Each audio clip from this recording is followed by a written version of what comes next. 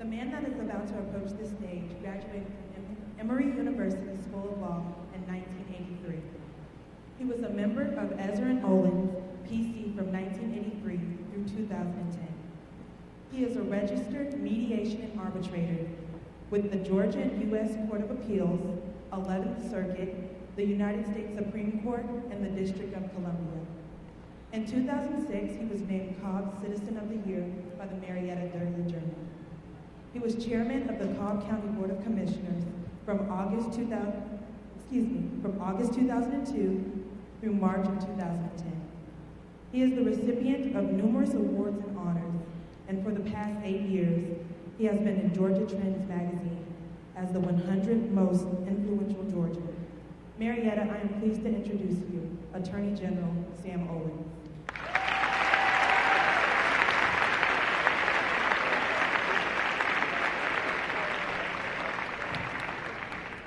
Well, good morning.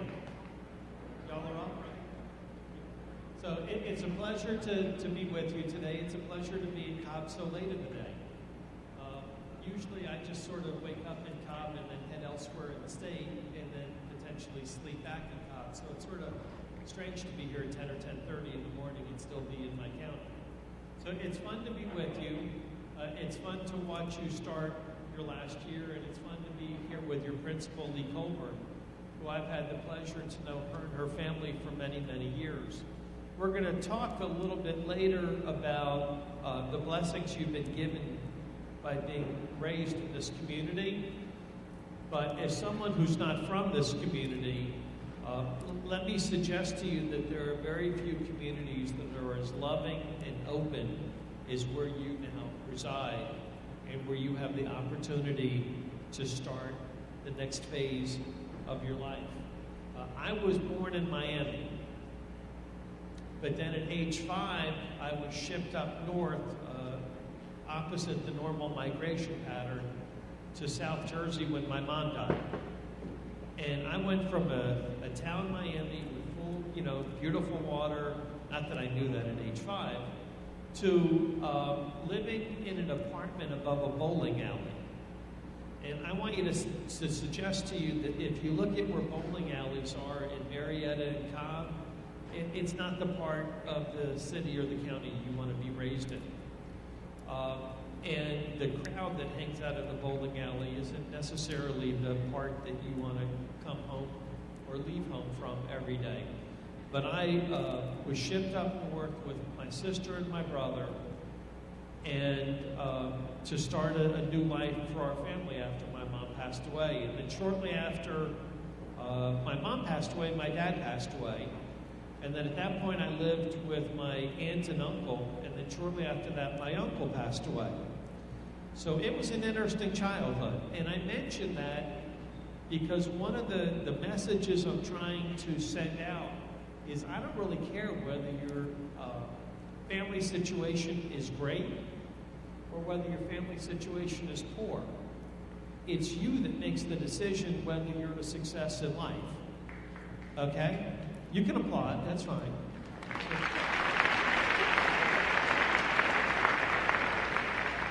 I don't take the perspective that you're supposed to whine in life, and I don't take the perspective that you're supposed to seek pity, or that you're supposed to say, well, you could have been something but for. It's your job to bust your tail in school. It's your job to bust your tail in future jobs. It's your job to assure your success. It's no one else's. And at the point you look to blame someone else or to criticize someone else for your shortcomings, you got to remember they're your shortcomings. That in this country you can be whatever you want to be.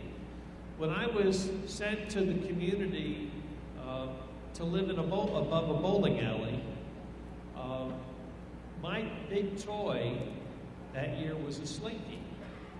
And I know some of you, they're coming back sort of a little bit. I want you to assume that when I was 6 years old, a slinky wasn't an expensive toy. Just as the slinky is not an expensive toy now. But that was my toy. It wasn't like you had all the other games. It was the slinky. That was the toy. The town was full of truck farms. It was agricultural. We had fresh vegetables, you know, like the typical kid. How much did you want to be eating fresh vegetables? That's what the town had. A lot. Now, of course, some of it was good. I really like corn, you know, I really like tomatoes. And the major industry in the town, other than the truck farms, was chickens. So, you know, some of you are familiar with the Burris family in Marietta, where they have a dressing plant for chickens. The major industry in the town was growing chickens and chicken eggs. So we had plenty of chicken livers, and we had plenty of chickens to eat. What we didn't have was professional jobs. So unlike Marietta, and unlike Cobb County, where you have all these businesses to come home to, once you either go to the military, go to VOTEC school, go to college, go become a professional, and to return back here to continue the tradition at MHS, all I could think of was, how do I get out? Because I didn't want to live in a town where the typical thing was to work in the chicken plant. That wasn't my idea of success. That wasn't where I perceived of being 10 or 20 years down the road. So I took advantage of education, got 2 degrees in Washington, D.C., and then got an offer for them to help pay a bunch of my law school at Emory. And that's what brought me to Atlanta. And I walked into Emory Law School and I thought, I'll move into Atlanta. Well, for those of you that have any family or whatever that went to Emory, you know, it's New York, New Jersey, and Connecticut. I didn't have a clue. I just moved to the Northeast. But of the 100 kids in our law school class, 10 were from the South, 90 were from the Northeast. So it was, you know, every once in a while you'd see that Southern accent that would remind you that you were actually in Georgia.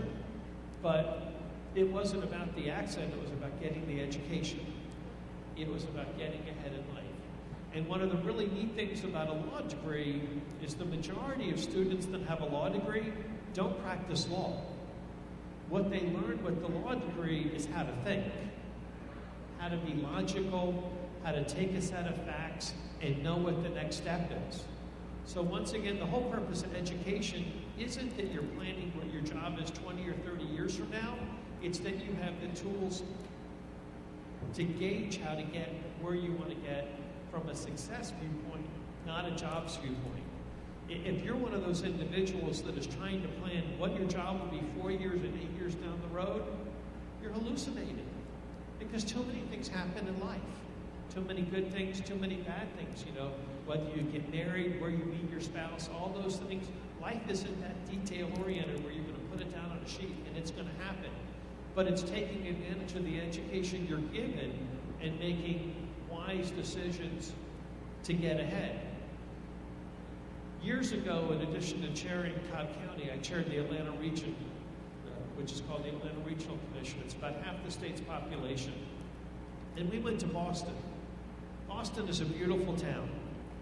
Great, great history, great tradition, beautiful buildings, great universities, whether it's Harvard, MIT, etc. And we had a panel as part of the program where professors and deans and university presidents were talking to us.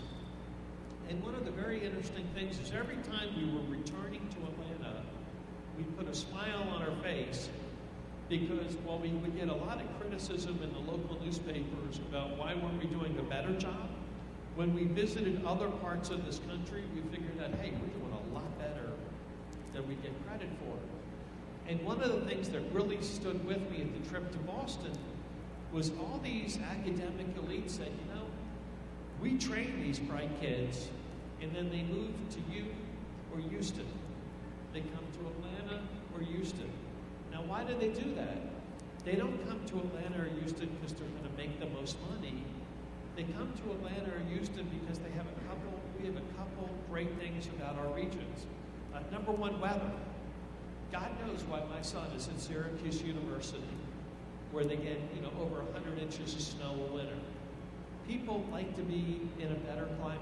I don't know where I went wrong there. People like living in a community where you're judged by who you are and not by who your parents or grandparents are. Now, my wife's from St. Louis, and when you go to get a job in St. Louis, it's all about what private school you attended It's what country club your parents were members of or your grandparents were members of.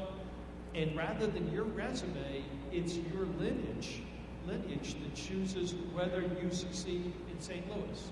Same thing in Boston, same thing in Philly, same things in a lot of cities in our country. When you come to Atlanta, and by Atlanta I'm of course including Cobb County, it's about you. It's what you bring to the table. It's what's your background, what's your activities. One of the committees that I serve on is the Judicial Nominating Committee, where we interview people that want to be judges.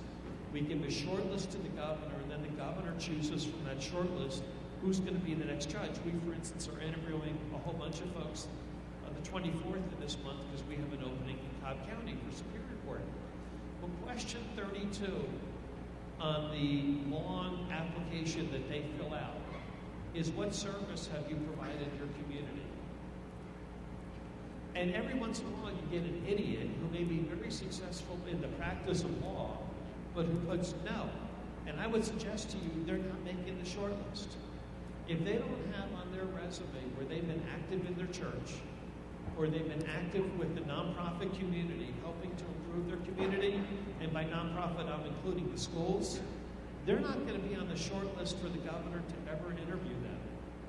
Because in addition to getting your education so that you have the ability to succeed, it's not about your bank account. It's not about the money that you save. It's not about the money that you spend. It's not about the car you drive. It's about whether you improve your community, whether you improve your world, whether you come back to Marietta and improve Marietta. You know, the car, the salary, etc., you know, that might be nice when you're 22 to 27 and then you wake up one day and you grow up. The whole idea is what you do to improve the world.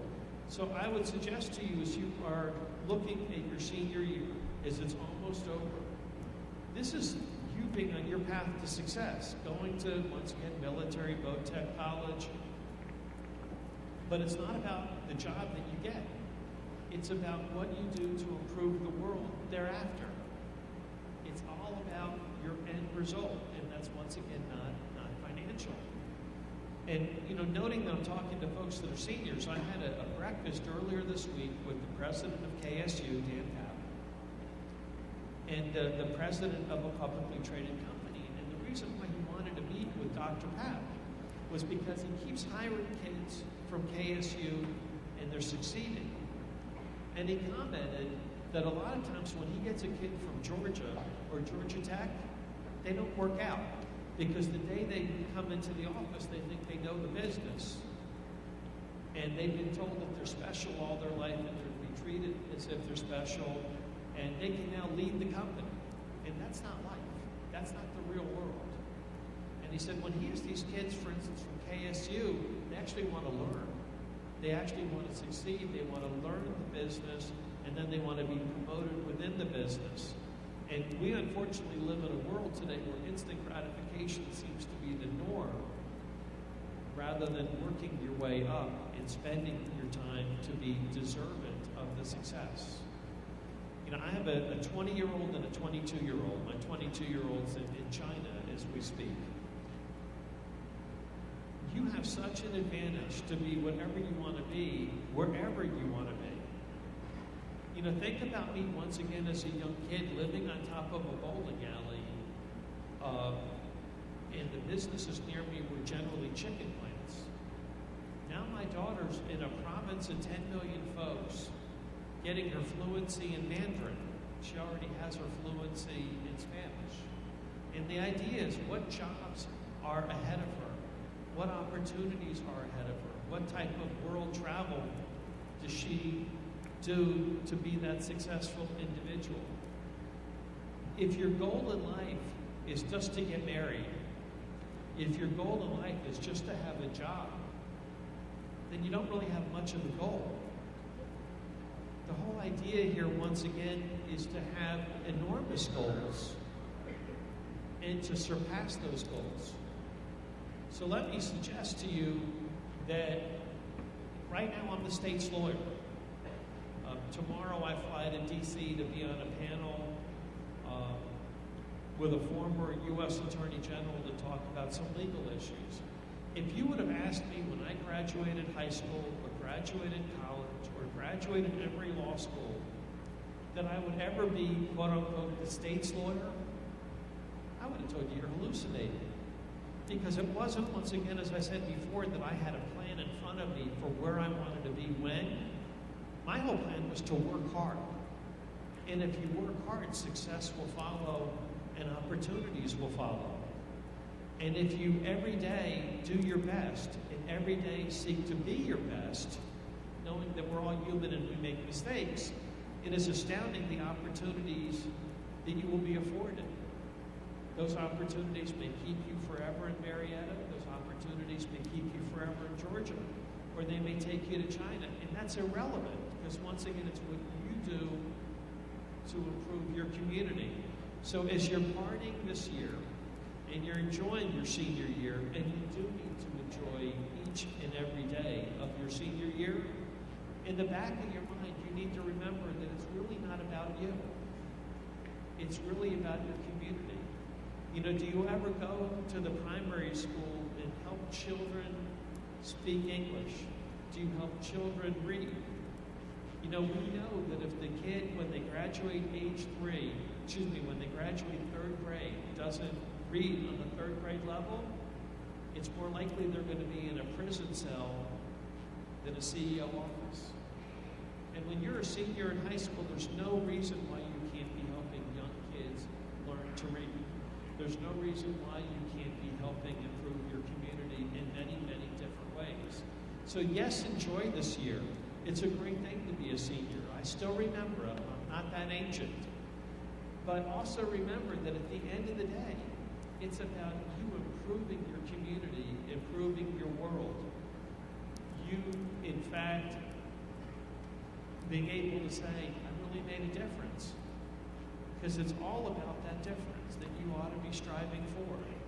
And if your heart's in the right place and your brain's in the right place because you've gotten that education, you're going to have many more opportunities than you can ever imagine. You know, similar to me never imagining that I'd be the state's lawyer. So it's all about being the best you can be. You've got such an opportunity in Marietta. You know, if I can succeed from a community of chickens,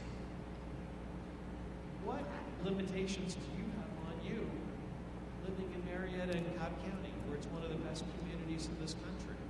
Not just the state, but this country. So I urge you, have a great time. Take advantage. God bless you. Take advantage of your opportunities. Cheer on the football team. Cheer on the sports. Cheer on your students. Encourage them. Help them to all graduate. But remember, at the end of the day, it's all about improving your community, not about making you a big cheese. The big picture is what's important here. God bless you. My pleasure to be with you today.